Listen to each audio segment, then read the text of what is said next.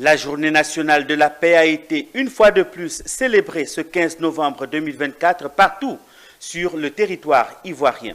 Cette journée est mise en avant pour promouvoir les valeurs d'unité et de solidarité et de rassemblement des Ivoiriens de tous les bords. Retour sur cette journée à Yamoussoukro et à Tanda dans ce reportage que signe Ange Assemian.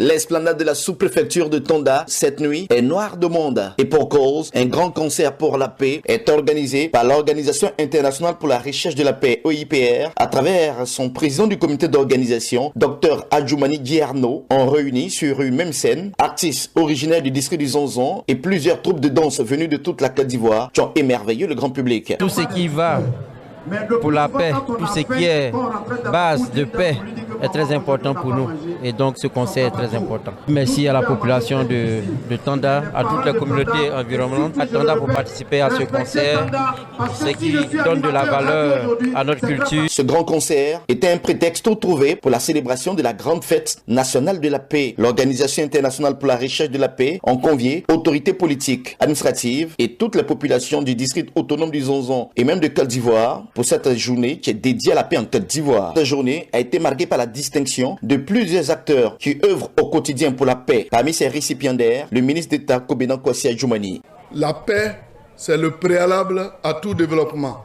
Et dans notre région ici, on a besoin de paix pour pousser nos projets, pour faire rayonner notre région. En marge de cette cérémonie, une grande prière œcuménique pour la paix a mobilisé leaders religieux chrétiens et musulmans aux côtés de leurs différents fidèles afin que la Côte d'Ivoire soit un véritable havre de paix.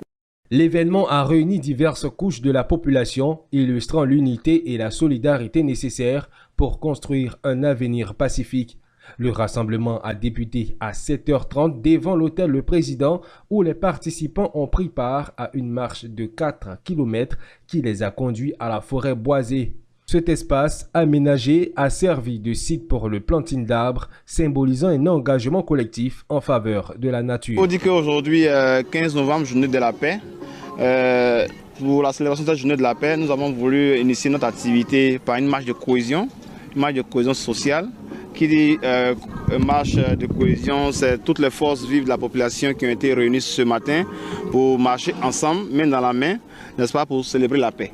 Donc à cette cérémonie de marche sportive, nous avons associé, je dirais, le planting d'arbres. Et qui dit planter un arbre, c'est, je dirais, planter un arbre, je dirais, pour promouvoir un environnement sain. Le préfet de la région a sensibilisé les participants à l'importance de la paix, surtout à l'approche des élections présidentielles de 2025. Les conflits, les violences au cours des élections, ça commence pas forcément le jour de l'élection. C'est avant, dans nos propos, dans nos comportements, parce que c'est les propos que nous tenons.